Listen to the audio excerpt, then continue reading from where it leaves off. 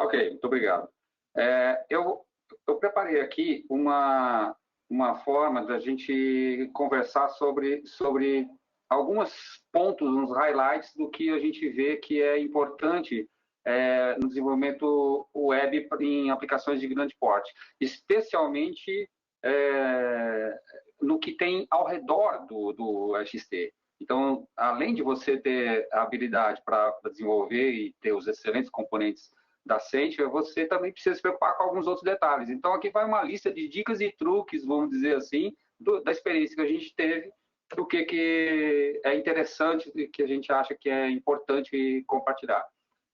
Eu sou CTO da Airplan. A Airplan é uma empresa nova, de 2013, que já foi criada porque existiu o XT, basicamente. A gente tinha uma ideia na cabeça de fazer um software, um ERP, para a área de segurança do trabalho e meio ambiente, mas não tínhamos uma ferramenta apropriada, ou a gente não queria usar software tradicional, né, instalado, porque manutenção é muito complicado, a gente queria usar o software web. E já utilizávamos o XT em outros projetos anteriormente, então essa foi a decisão, foi a melhor coisa que a gente fez. A gente já está tentando chegar em todos os países da América do Sul, falta pouco. Todos os estados nós temos clientes. Tem alguns clientes que talvez vocês conheçam, são negócios de todos os tipos, né? Provando de que a ferramenta pode ser tão flexível ao ponto de rodar no Unilever, por exemplo, em fábricas, ou numa cimenteira, ou numa usina de cana-de-açúcar. Ela é super versátil. Então, isso foi um dos aspectos que deu poder a gente de fazer as coisas. Esses são os temas que eu queria falar rapidamente. Assim. Primeiro, por que XTJS? Não tem outros frameworks? Né? Fazer algumas observações, mostrar o sistema funcionando mesmo, e algumas dicas mesmo, eu vou pular direto para o que interessa. Primeiro, é uma coisa que a gente já viu isso muitas vezes, mas a gente nunca presta atenção. A gente inventa de fazer softwares web querendo que eles tenham o comportamento de um software instalado no computador o máximo possível. Mas tem uma armadilha aí. Você querer colocar todos os recursos possíveis e imagináveis dentro de uma ferramenta web, você pode ter grandes problemas, porque 40% dos softwares web falham porque você exagera na dose, coloca coisa demais. Tenta colocar um design que agrade todo mundo. A dica vá pelo simples, é o que funciona, é o que todo mundo entende. Se a pessoa, você fala assim, se a pessoa souber usar o Gmail, ele tem que saber usar o nosso software. É essa a pegada. Existem outros frameworks no mercado, e existem bons frameworks. React, Angular, Vue, e soluções que já você pode fazer full stack com JavaScript, como o Node e o Next. Então, por que XT se eu tenho soluções no mercado?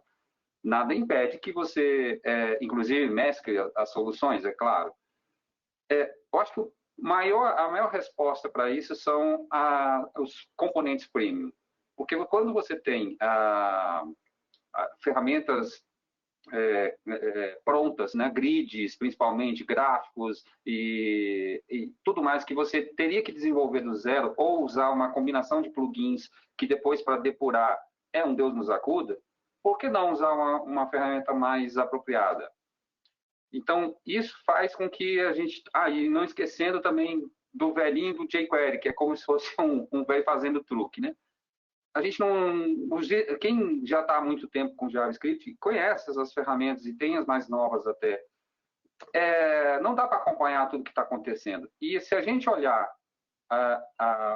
o que está sendo pesquisado ultimamente, o jQuery já foi muito utilizado e está em decadência, mas React, Angular, Vue e Node estão crescendo. Então, realmente, temos que prestar atenção no que está acontecendo.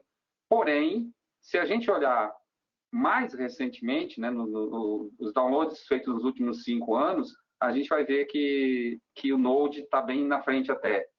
E essa integração que as versões mais novas do XT, o XT7 tem com o Node, com o NPM, que você pode utilizar, facilita demais. A gente escolhe o XT-JS pelo mesmo motivo que você escolheria antigamente outras ferramentas de desenvolvimento. Ou você parte de uma estrutura vazia, de uma linha 1, e começa a desenvolver o seu sistema, ou você parte de um arcabouço de soluções já testadas e muito seguras também. O aspecto de segurança na web nunca pode ser desconsiderado, né? Então, a gente tem... Opa, pulei um slide aqui, desculpa. A gente tem uma necessidade de olhar por um prisma mais a longo prazo. Soluções também completamente open source. Eu gostei desse slide que a Paula Ciência publicou, onde compara as questões mais práticas. Se você é purista e gosta do código livre, como eu também gosto, eu gosto de open source, mas na hora de você ter clientes de grande porte e que você precisa ter escalabilidade para a sua aplicação, você precisa ter bancos de dados robustos e tudo mais, e aí não tem conexão, não está previsto, etc. Quando você fala sério de desenvolvimento web, isso que eu estou falando, você vai preferir algo que esteja mais testado. Esse é o ponto.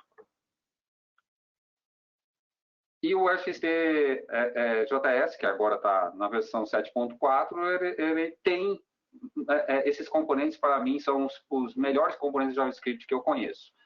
E o fato das versões mais novas poderem rodar entre plataformas diferentes, né, você fazer de fato, né, não é só ele ser responsivo, não é isso. É mais do que isso. Você pode ter um comportamento diferente numa plataforma mobile ou no desktop usando o mesmo código. E isso, para mim, é música para os ouvidos. Para quem já desenvolveu de novo uma mesma aplicação e ter que manter as duas depois, sabe o que eu estou falando. Um ponto importante aqui é que é muito importante que você tenha pensamento diferente em relação a desenvolvimento para a web, de uma forma geral. Você tem que pensar que o front-end é uma camada apenas, é uma delas. Você tem que ter uma API. Sim, o front-end tem que ter uma API. Esse é eu acho que talvez o detalhe que poucos prestam atenção. Se você não pensar que no meio entre seu banco de dados e o file system, que eu falo falando file system é os uploads que foram feitos, por exemplo. Se você não tiver uma API, você está expondo o banco de dados à internet. E esse é um grande perigo. Você tem que pensar que os dados, a plataforma de front-end, você vai lá e troca uma máquina virtual, um container, você resolve rapidinho, mas os dados, se você perdeu, você perdeu. E com a LGPD, você tem a obrigação de proteger os dados, não é opção. Com essa camada de API, o que vai ser de entrega no back-end, né, no database, no file system, pouco importa. Se você preferir usar Node, se você usar PHP, não vem o caso. Realmente não vem. Mas o front-end nós estamos falando para usar o XT-JS na ponta. Esse isolamento, quando eu falo isolamento aqui dos dados, eu estou falando de segurança. Então, a API entre o front-end e a gente utiliza toda ela assinada. Então, só aceita token de sessão, todo o mecanismo que já existia e que já existe há muito tempo de controle de qualidade do que você está trafegando na rede, você tem que manter isso, senão você vai ter um problema com vazamento de dados. Então, vai aí a dica número 1. Pegue o seu banco de dados, coloque que ele só pode aceitar conexões localhost, ou da rede local que seja, se for uma replicação com um cluster. Por quê? Você não vai expor este IP de jeito nenhum para a internet. E a API é que vai conversar com o banco de dados. No modelo MVC, que até as versões anteriores do XT, né, da versão 4, por exemplo, era muito forte a utilização do modelo MVC, você tem uma estrutura de dados de desenvolvimento muito clara dentro do front-end também, onde você separa a parte de dados, que é no MVC, na verdade, na linguagem do XT, nós temos ainda divisão, né? O Story Model, você tem como que é o modelo de dados e como é a comunicação com o back-end. Aqui que você vai estabelecer a comunicação de API, por exemplo, como é que o Story vai buscar os dados. Você tem as views e você tem um controller que vai organizar isso tudo, principalmente vai responder eventos. Basicamente é isso que o meu controller faz para quem não está acostumado com esse modelo.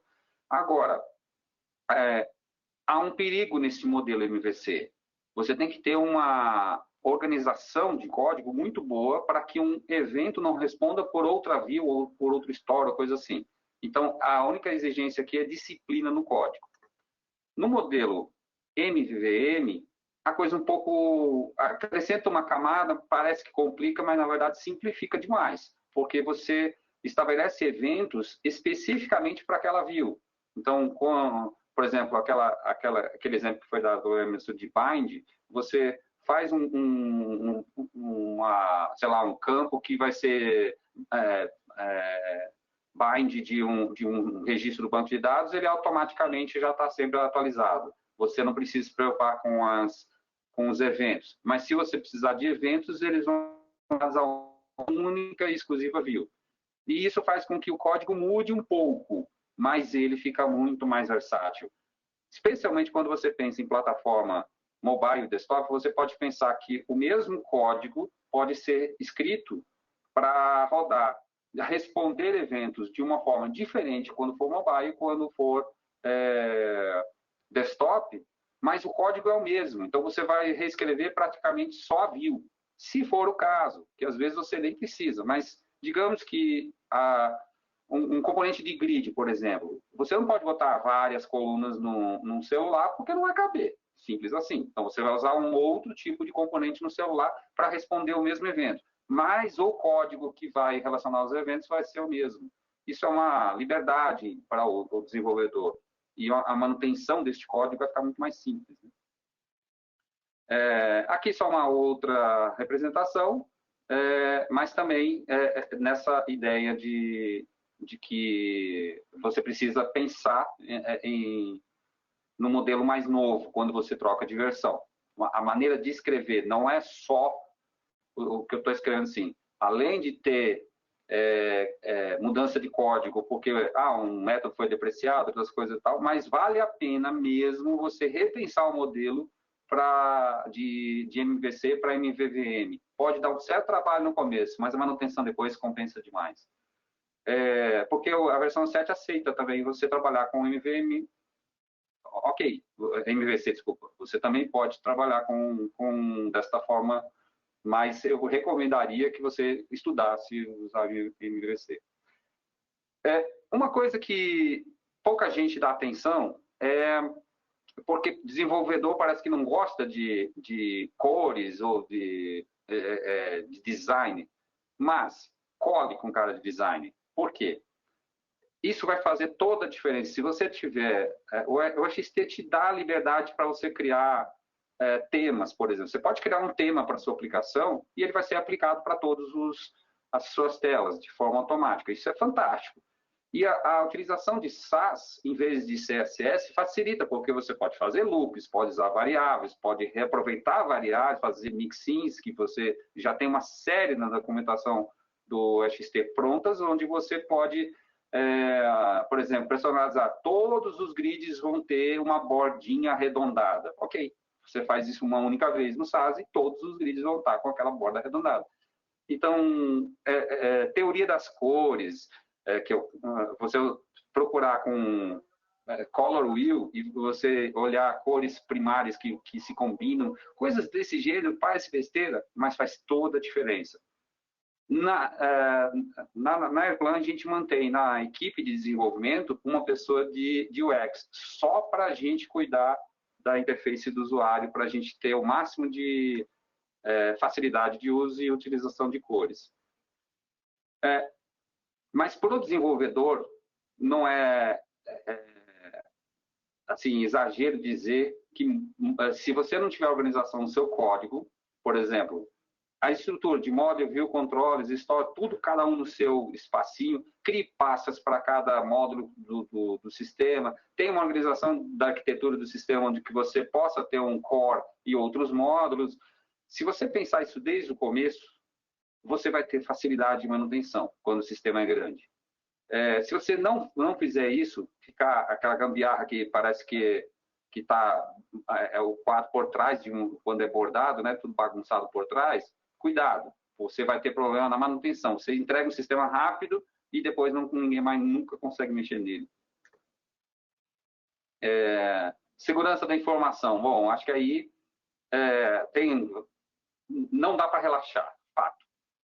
Como eu falei, pega o banco de dados, experimenta colocar ele somente numa rede local ou então o cluster só aceitar a conexão local host, você vai eliminar 90% dos problemas de segurança. Só que você tem que pensar numa API que comporte isso. Utilização de senhas longas, sempre serviço. A gente tem no nosso sistema, por exemplo, Single Sign-On, onde você conecta com o AD, por exemplo, a Active Directory da empresa, e aí nem login tem. Ok, isso melhora a segurança porque se o usuário está de férias ou se ele está demitido, ele já nem acessa o sistema e assim por diante. Mas outras coisas são meio que deixadas de lado e são muito importantes. Com a LGPD, os dados precisam ser criptografados, qualquer dado pessoal. Não é opção, é a lei que exige. Por quê? Se o backup vazar, por exemplo, não é nem o banco de dados, mas o backup está numa pasta que alguém pegou e ele conseguir abrir aquele dado, você tá, como diz por aqui, você está no sal, porque você vai ter que responder como é que aquele dado vazou. Então, o dado precisa estar criptografado e ele tem que ter uma metodologia reconhecida de como é que você faz. Cuidado com hashes, né, com essa história de sempre. Segurança, na equipe de desenvolvimento, pense em ter alguém de segurança. Não é brincadeira. Os dados dos usuários, aí, a validade de senhas, essas coisas, a dupla autenticação, o que for para implementar de segurança não é demais. Especialmente quando você tem clientes grandes.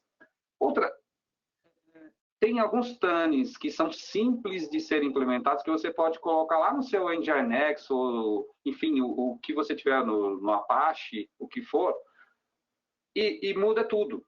O seu conteúdo, se ele é zipado e ele só aceita aqueles métodos, get, post, delete, put, que eu vou usar esses, não vou usar outros, você já bloqueou.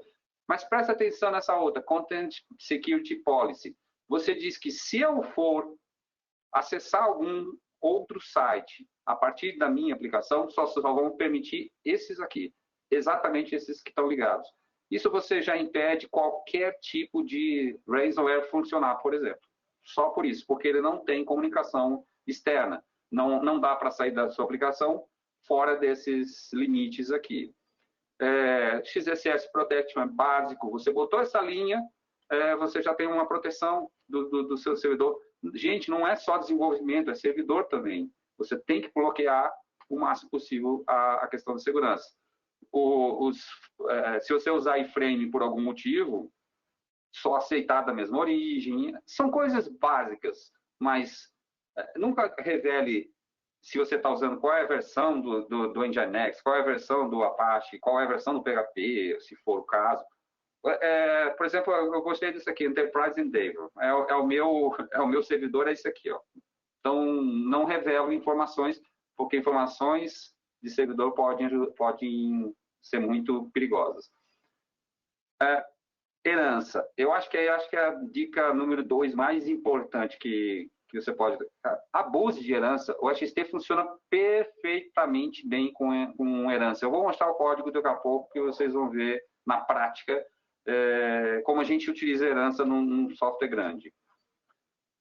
Mas aqui é um exemplozinho. Por exemplo, eu tenho estou definindo uma view aqui chamada standard e ele tem um item, Parameter System Grid, que tem este nome de item ID. Isso aqui é código da XT4, tá? Não é do 7 não, mas dá para ter uma ideia. O fato é, eu escrevi pouquíssimas linhas e o resultado à direita é o que eu obtive de resultado, com busca, com colunas adicionais, que eu não escrevi coluna nenhuma aqui, com paginação, com tudo mais. Por quê? Porque essa Parameter System Grid já foi escrita previamente e em vários lugares do meu sistema eu vou utilizar o mesmo padrão. Então, por que eu vou reescrever essa tela várias vezes? Isso é um exemplo bobo, mas você tem que abusar da herança por um outro motivo, facilidade de manutenção. Se a gente pode dizer que tem um problema na utilização da XT, é a curva de aprendizado inicial. Com os cursos que o Emerson proporciona, por exemplo, são muito bons, você tem um ponto de partida. O usuário diz, agora eu sei o que é XT, a forma de escrever, que é realmente muito fácil, é prototipação, né? Então não é bem codificação JavaScript, é mais fácil. Mas quando você já tem os objetos prontos, uma biblioteca de objetos prontos, o seu sistema vai render esse mesmo desenvolvedor, em poucos dias ele já está começando a produzir de fato. Aqui um outro exemplo do mesmo caso, onde a controller daquela view que eu mostrei antes, ela também é herdada de outra controller básica. E assim por diante. O store é herdado de outro lugar, porque eu escrevo 2 linhas depois, o que eu já estou herdando. Facilita meu código, fica melhor. Resumindo, mantenha tudo simples, né? Escreva menos código. A ideia é essa. Aqui algumas telas do nosso sistema, só capturado aqui, mas eu posso mostrar depois ele funcionando. Gráficos que foram gerados a partir de bases de dados complexas, que às vezes a gente utiliza de middleware para poder pré-calcular os dados e aqui já apresentar de forma mais rápida. Utilizamos outras técnicas também, que eu já vou falar a seguinte, de caching. Componentes premium, como o calendário, são muito elogiados, o pessoal gosta muito, e a performance também desses componentes é espetacular. Mesmo com internet ruim, o cara consegue usar. A gente tem alguns aplicativos, como a gente... aqui ainda é a versão 4, então a gente tinha o XT Taut. Hoje você pode usar Modern Toolkit e desenvolver tanto para mobile como para desktop no mesmo código, como eu falei. Mas aqui é um exemplo de manter a unidade. Então, se o usuário aprendeu a unidade visual também, aprendeu a usar um dos aplicativos, ele aprendeu a usar os outros, porque eles são muito similares. Aí vem a história do cache. Cache é o seu melhor amigo e o seu pior inimigo. Depende de quanto que você vai usar. Mas aqui tem a terceira dica que eu acho que você tem que manter isso em mente.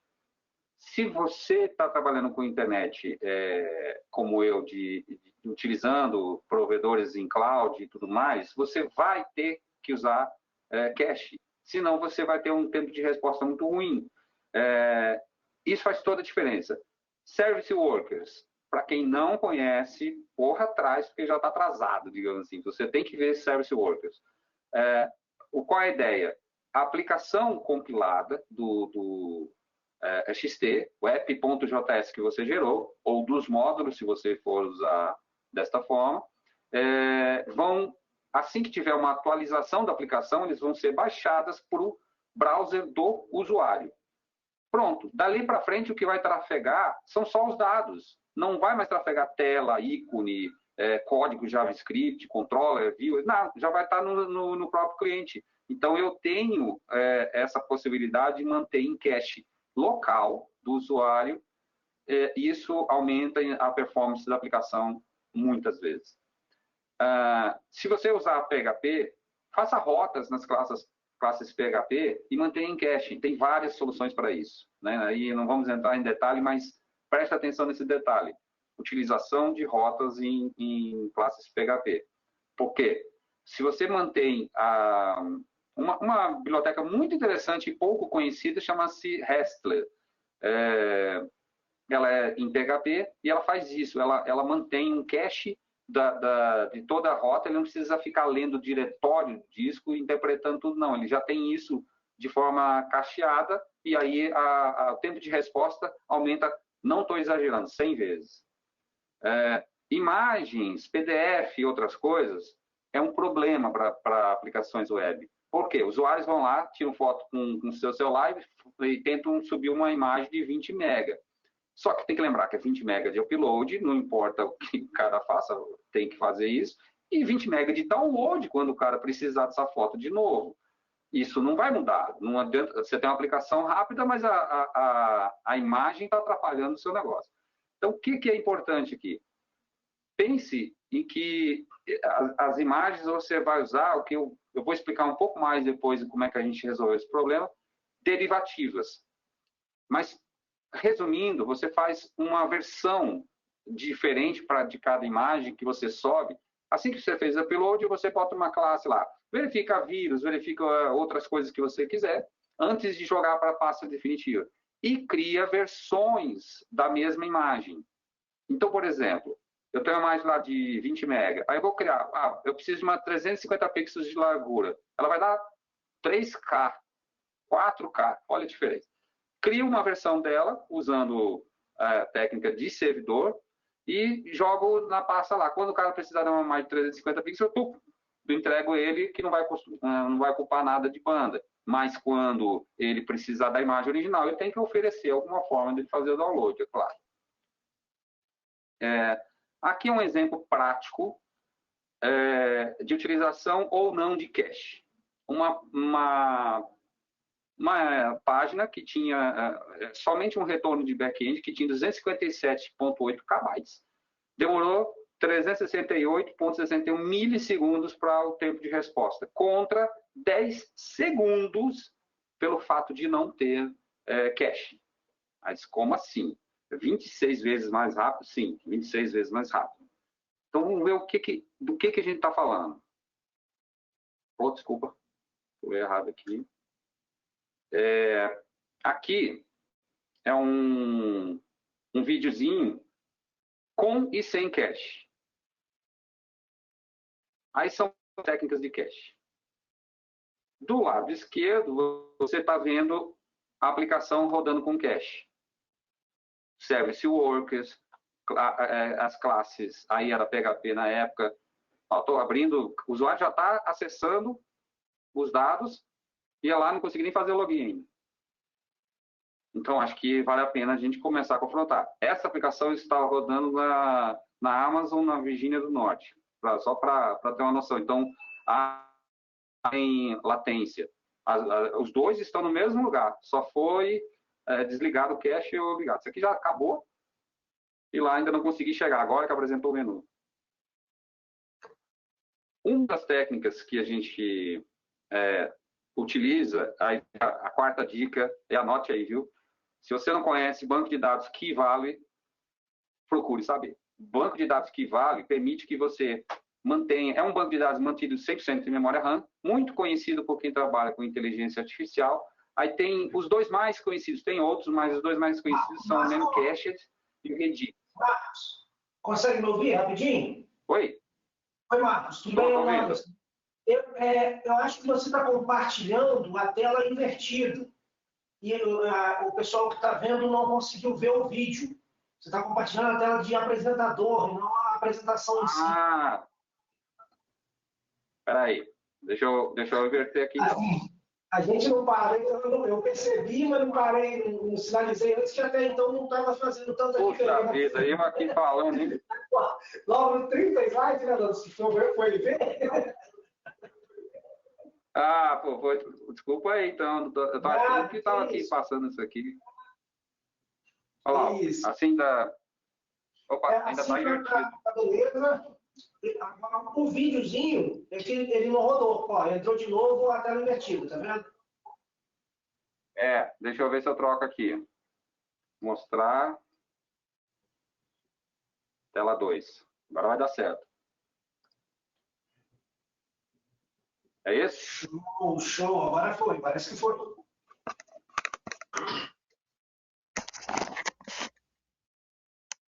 Aí o vídeo, né? Rodando.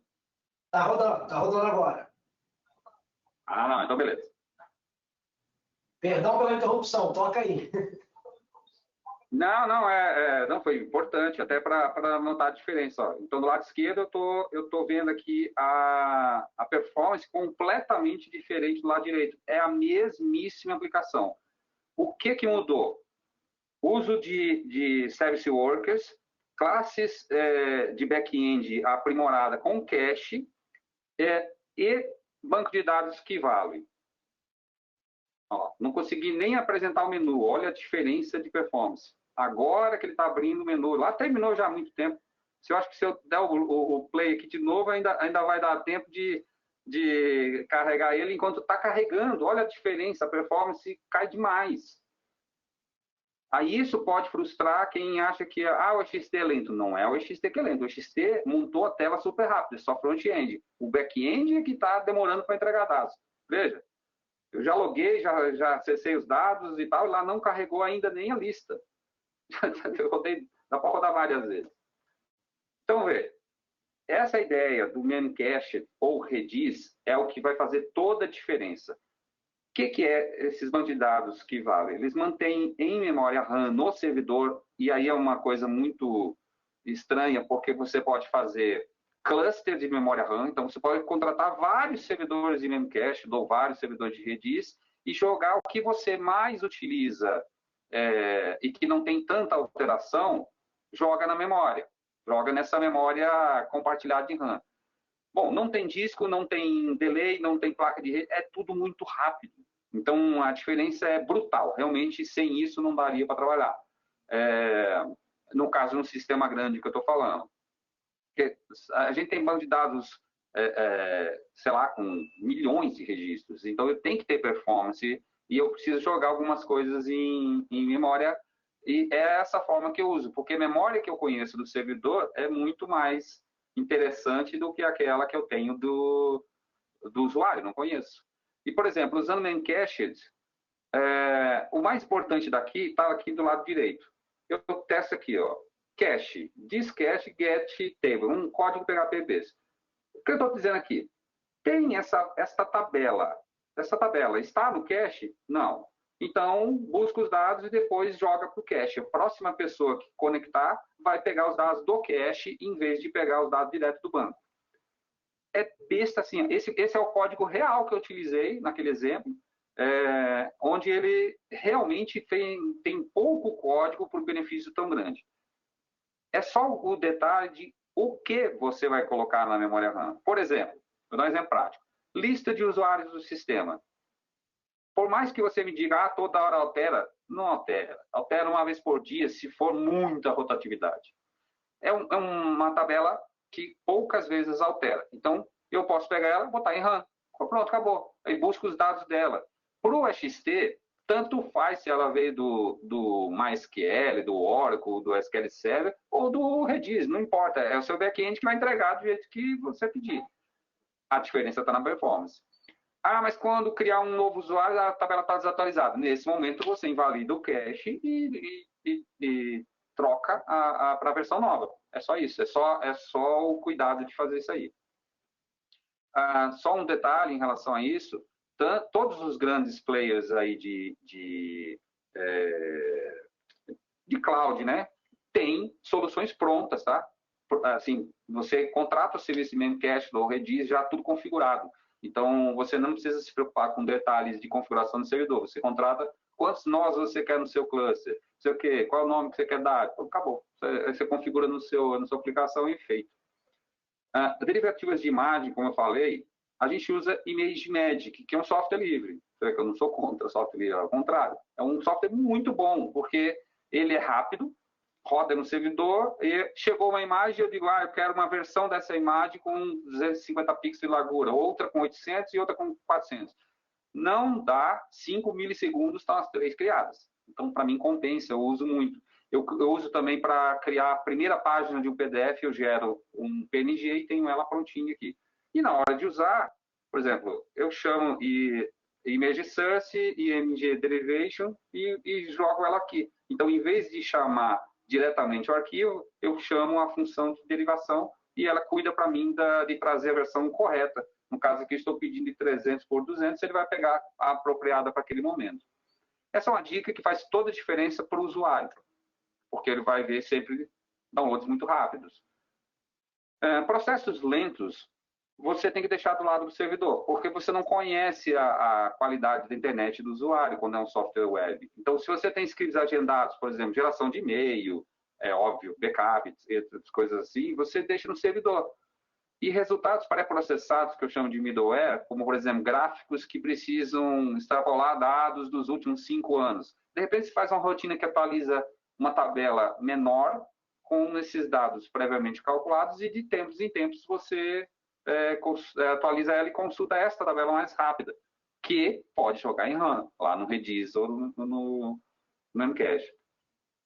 E outras rotinas de manutenção, de garbage collection, invalidação de cache, renovação do banco de dados que vale, essas coisas você tem que manter tudo no servidor, é meio óbvio, mas não se bota na aplicação. A questão do cloud computing, eu acho que é meio senso comum, né? Tem muita gente que ainda tem medo, mas, olha, a Airplan não tem servidor, não existe, nós não temos data center, só tem estação de usuário e está tudo na nuvem.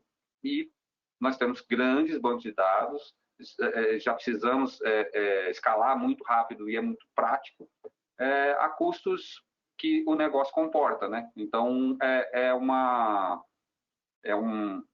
estratégia que não tem mais volta. E a gente está no processo de migração de servidores virtuais para containers. Ainda é uma versão... Já servidor virtual já ficou ultrapassado. E, claro, falando de desastre de recovery, essas coisas. Uma dica que eu quero dar aqui também, que eu já meio que coloquei aqui, foi muito importante a gente fazer isso. Colocar no time pessoas que não são de desenvolvimento.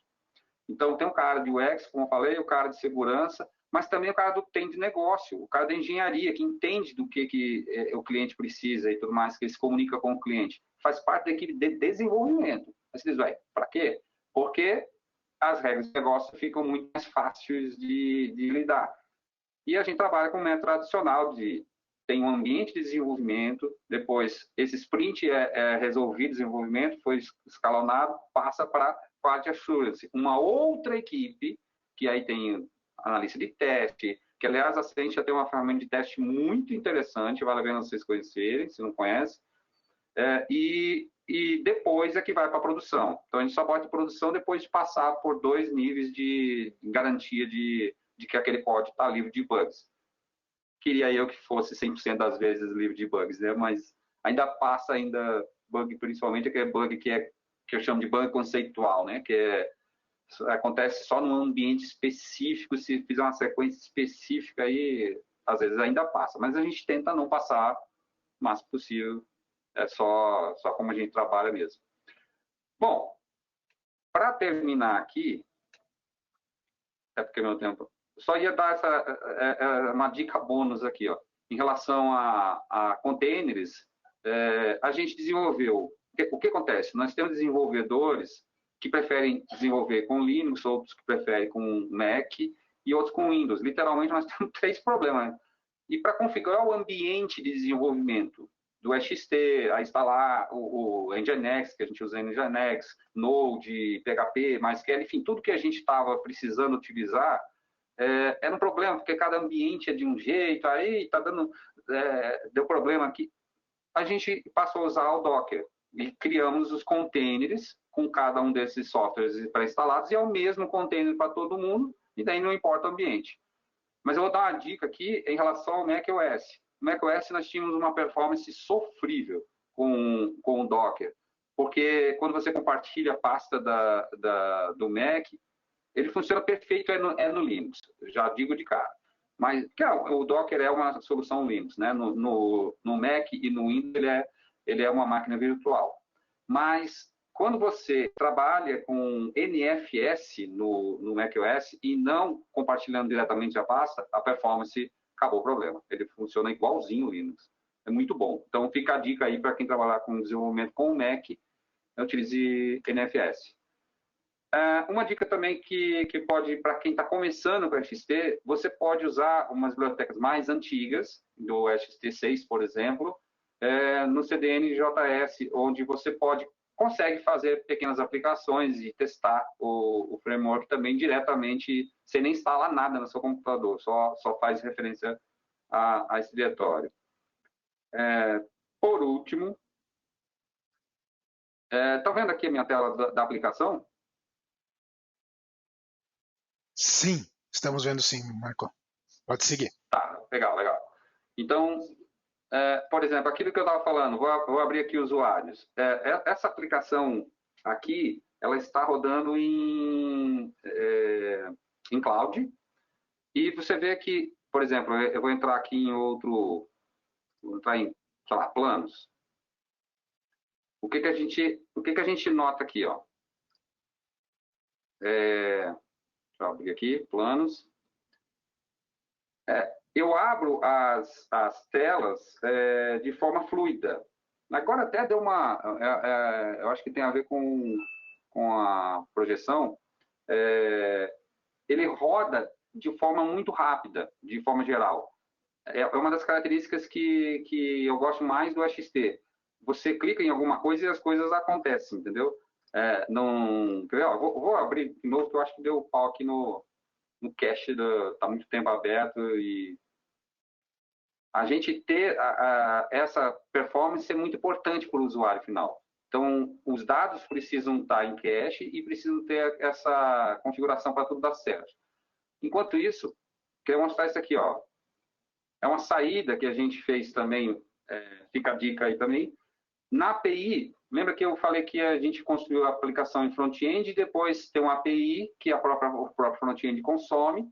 Aí surgiu a ideia, olha, se eu utilizo na minha aplicação uma API, por que eu não posso disponibilizar essa API para o Power BI, por exemplo? Aqui eu estou no Power BI vendo os dados da minha aplicação. Então, tudo que está aqui vem da aplicação. A gente criou uma URL, onde essa URL contém os filtros que a pessoa precisa ver, e assim eu consigo utilizar o Power BI consumindo dados da minha aplicação. Então, aquele diretor que não precisa entrar na minha aplicação, ele pode ter somente o dashboard dele, o tablet dele lá com os dados que precisa trabalhar, mas eles estão linkados com a minha API.